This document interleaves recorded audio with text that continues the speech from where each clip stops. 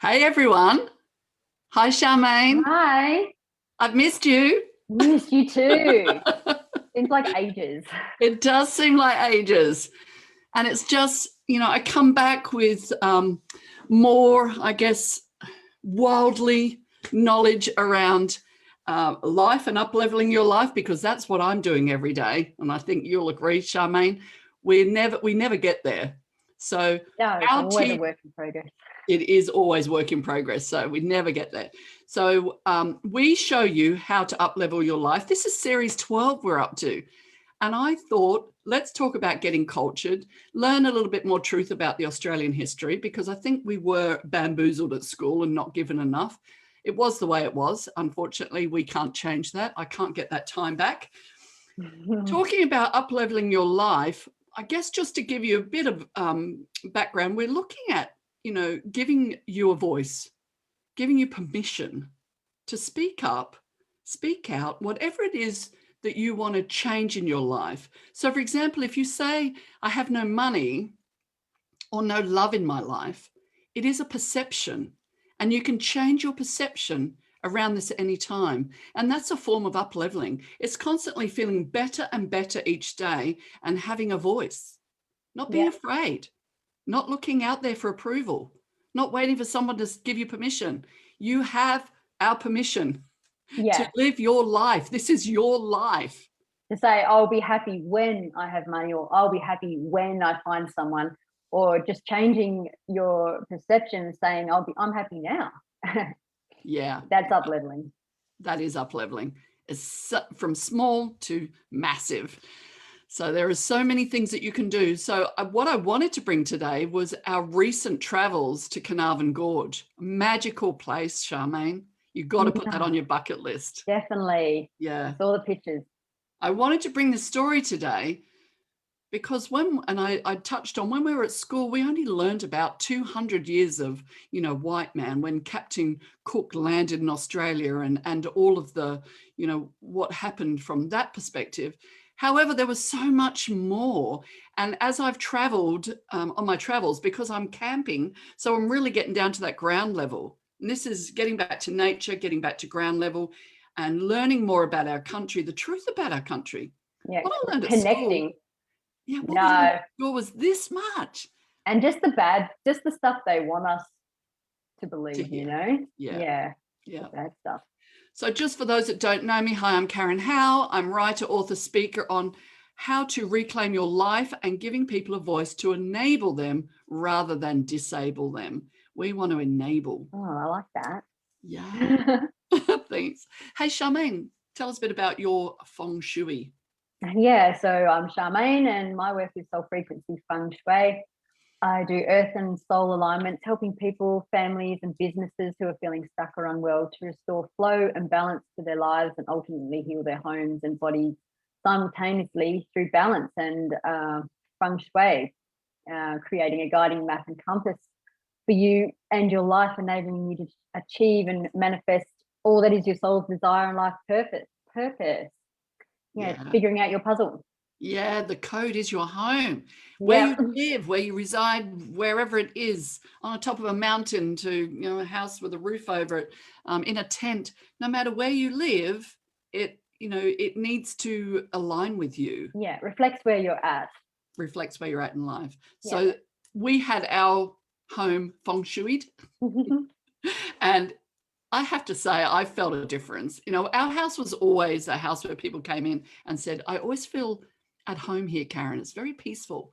But it's gone to the next level now because we've ignited other areas in the house that were sitting stagnant, which we Yeah. didn't know about. And they Stuff's were just flowing now, isn't it? a lot of flow. Yay. So, Stuff's moving. Things yeah. are happening.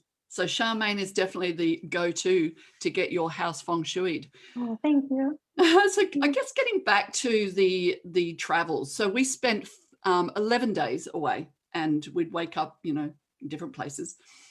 4 of those nights we spent at Carnarvon Gorge. That was our kind of a destination. As I said, if you haven't been there, definitely put it on your bucket list. Massive, it's huge, amazing. The feeling I can describe to a point, but it's like a photo. Take a photo and it does really not express, being there was I just felt so connected to the actual planet. Yeah, I could see you when you got back how glowing you were. My eyes were brighter. They were. Yeah, so I talked about, and I won't labor on this, but at school we learned very limited stuff about Australia. And now I've traveled and I've found areas where they talk about the geography and the flora and fauna. Carnarvon Gorge, for example, 230 million years, Charmaine. Can you kind of grasp that? Yeah, of our history, and yet we only learn about when white man came as like that's when it started, and it didn't. And it was a time where T-Rex was extinct. That's my favorite dinosaur. So this blows my mind. I don't know about you, Charmaine. Yeah, we know now that so much culture is being lost, deliberately not being handed down to future generations, especially Indigenous generations. And awareness about this and the importance of this is now starting to become common, though luckily. As in the past, we've only learned in school what they wish us to believe about the past, and this knowledge is not always accurate. No, to immerse yourself into that kind of history, we know what that does. We're part of nature. Paintings and all the rock paintings of Australia and the Egyptian and everything. There's been a break in all that stuff. Hasn't been handed down. They say they were really advanced cultures, but it hasn't been handed down to us. It's been lost. Yeah, the power's been lost. But it doesn't mean now we can't resurrect that. The more we talk about it, the more we share knowledge, the more we travel, the more. And look, traveling in Australia is the best thing for us right now.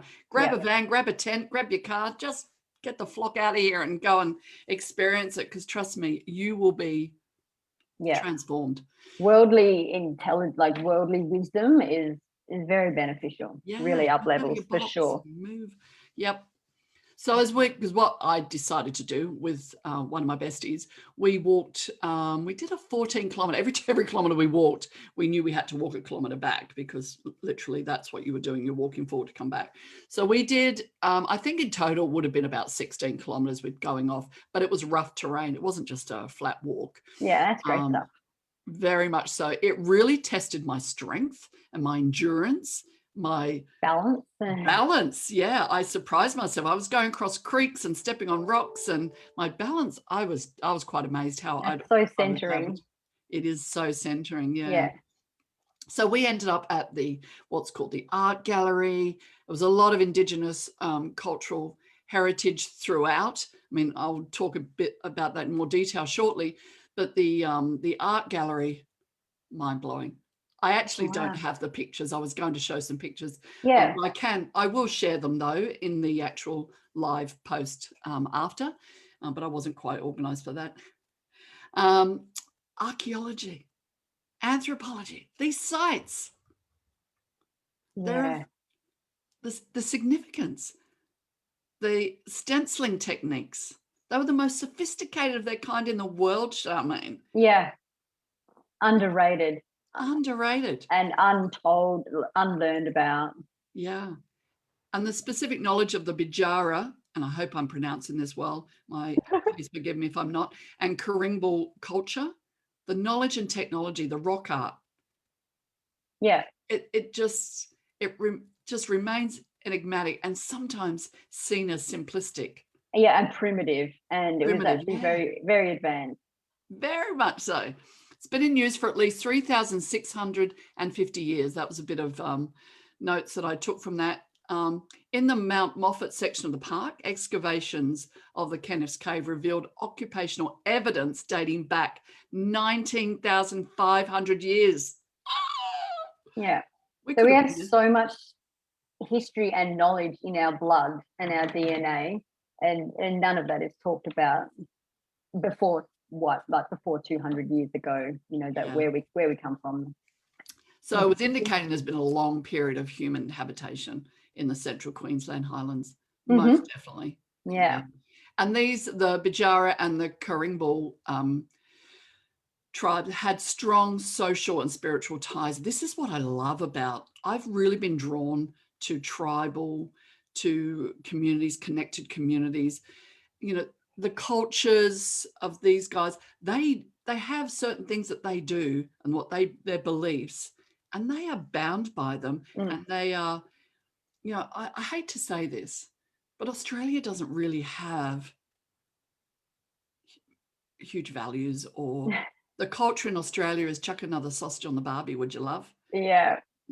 Grab us another beer. Grab us another beer, and I cook the barbecue. Yeah, I'm the cook of the house, and it's like, sorry, don't want to start downplaying men in this, because it could be women that are cooking the barbie. But it's this whole chuck a sausage on the barbie, Sunday arvo, beer, football.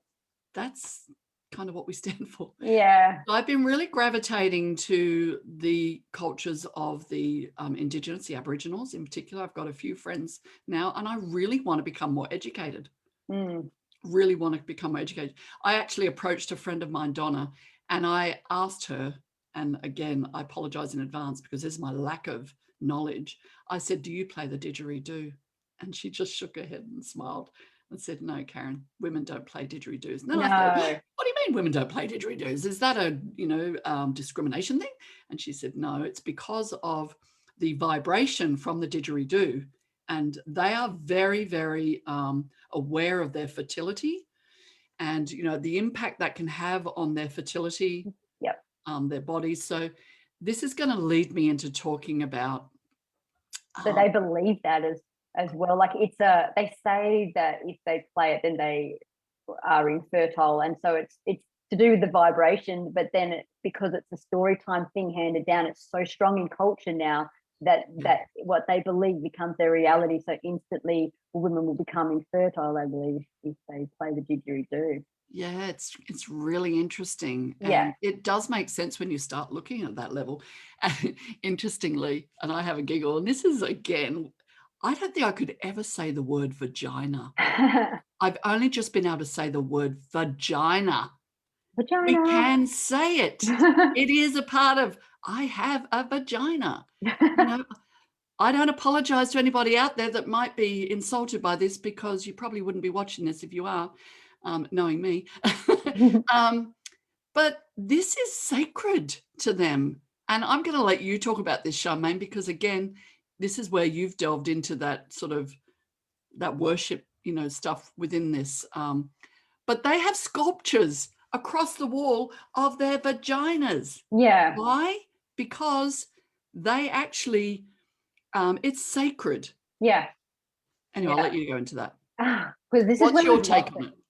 This is where we've lost our connection, and the way, the vagina and the goddess, the mother worship has been lost. So vagina sculptures, artwork, and goddesses, and it's known as the sacred mother, or the bringer of life, symbols. So that's why it was so worshipped. And they've been removed almost totally from our history, or at least what we are taught to be right and true about the vagina. So the sacred geometry of the vulva in ancient culture was, once worshipped with common knowledge of its great importance. And Aboriginal cultures explain how the current sickness of the planet and its original people before white men is largely due to the loss of the connection to mother and the failure to respect spiritual medicine associated to the worship of the vagina spirit, or the mother. Yeah. So, 200 years ago, when white man and religion came, the sacred rituals, these worship of the vagina, were considered primitive thinking, and they were deemed revolting cult behavior. So as such, it was put a stop to. So Christianity, or religion, replaced this with worship of the father only, and not the mother, and put in place thoughts and behaviors in the people that condemned the genitals, and especially women's vagina and the period cycles back then, to be something associated with sin, cult, blasphemy, taboo. It was dirty. It wasn't talked about. Shameful. And we were told you don't say the word vagina. You don't talk about it in that way. It's it's all hidden and shush, and you don't hush. That's the taboo. Yeah. Oh man, I grew up with that. You don't see it. You don't talk about it. And women had to have separate sheets for that time of the month, and they weren't allowed to associate with anyone or go out or stuff because it was just so dirty. So you can see how the disempowerment of women was achieved back then, and where a lot of our issues, mental health concerns, and definitely cultural sickness and disconnection of today originated, and that's how it was started, you know. And then when you get out there and you see all this stuff, and say it was so important to them, and they are wise. They're the wise ones. Yeah. The Indigenous people of every land, they hold all the secrets and all the knowledge, and they know stuff that we're unaware of, on how to heal the planet and heal our lives. That's right. This And it was stuff's all super done important. by plant. Yeah, and it was all done by plants, wasn't it, with healing and natural. Yeah. So I guess I want to put a disclaimer here that I'm not saying it's any right or wrong. Anybody out there that, you know, in your religion or whatever you believe in, and we're not saying go out there and say the word vagina to the next person you speak to. All we're saying is, or put a sculpture of yours in your house. I promise I won't do that. Oh, I might think about that. I might just pose for that. It's just really just you have to start thinking about this more in a bit more detail. And I know I've been drawn to this because and our parents and the authorities and, you know, whoever, when we were kids, they knew no better. No, that's just the way it was. But I always say, they were just, you know, when a thought or a belief, as I said, was put into motion, it gets taken to the church, and then they're told that this is how it is, and then they hand it down to their kids and their kids. But I always used to wonder, imagine if everything we were told was good, it's actually bad, and everything we were told was bad is actually good. Like, imagine. Just imagine. Yeah. Yeah. And, you know, let our creativity minds set on fire. You make a perception. Don't worry about what you were told. What do you think? If it doesn't seem right, and sometimes we don't know if we're around people that, you know, I guess limiting beliefs or you know, restrictive. But if we're told something and we feel it doesn't sit right, go and do your own research. Yeah. Go and explore. Have a voice. Don't just accept what you're told, I guess. Yeah. And really seriously delve into the Indigenous world, and really start thinking about, you know, where we came from. Yeah. Where did this start? You know, I guess you've got the colonial crapiola for the historians, you know, the ones that, you know, European explorer Ludwig Weishaupt passed through Carnarvon Gorge east in 1844. Killed all the savages. Yeah, killing. That's right. Naming the expedition ranges visible in the distance from Bloom. You know, we were there first. We named it. We renamed it, or renamed it, I should say. Yeah. Yeah, it already had a name. But again, that's just the way it was. But we don't need to keep going down this path of burying our head in the sand, or it's, you know, learn about your history of Australia. Go traveling. Grab that tent. Grab that caravan. Go start at Carnarvon Gorge. It's actually only about 650 kilometers west of Brisbane, so you can just take an overnight there. You can go straight through. Some people drive straight through, but you would have felt the energy. When you go there, you would have felt all that beautiful energy, and you would have been downloading a different perception. You would have been having a little bit of internal conflict, and you're like, what I'm feeling right now is against what I've been told, and I'm not liking what I've been told. Because you would have been feeling the truth, that, you know, the songs, the land, everything. You would have been feeling that and knowing that this is the truth. And that's why you would have been angry about what you told at school, because you're like, that's what I was told, but this is what I'm feeling, and I'm going to believe what I'm feeling. Yeah, it's limiting. Yeah. You're in a classroom, you can't, you know, you rely on this person standing in front of the classroom telling you what you're hearing, and then they're limited as well, because they're told this is what you say, this is the curriculum, this is. Yeah, and if you question it and you say, but do you think that was right? You know, killing all those people, you'll get an F. You'll get an F.